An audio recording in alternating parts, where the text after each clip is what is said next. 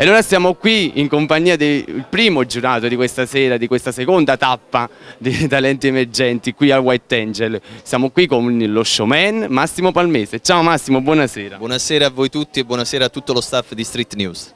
Cosa provi? Sei più emozionato, più tranquillo rispetto all'altra volta? Sinceramente la prima volta l'ho vissuta in maniera molto divertente, sai, rilassata. Adesso avverto un po' più la responsabilità del mio ruolo, per quanto devo dire che già dalla prima tappa ho avuto modo di ascoltare dei ragazzi e delle ragazze che possono diventare veramente delle future star, perché il talento c'è, questo lo posso dire. L'importante è che loro coltivino questa passione con impegno e con umiltà, quello vince sempre. Senti, voglio chiedere, tu nel frattempo durante questo mese hai aperto ufficialmente il tuo canale YouTube. Infatti no, devo essere sincero, devo ringraziare anche voi per questo, perché avendo fatto la vostra intervista mi avete fatto un po' da traino e vi ringrazio di questa cosa, e ho avuto modo di inserire proprio i video dei 2 concerti che ho fatto quest'anno a Pomigliano, quello dedicato alle donne e quello dedicato alle canzoni napoletane, e con molto piacere ho associato il mio nome al vostro. In bocca al lupo ai giovani talenti e a tutto lo staff di Street News.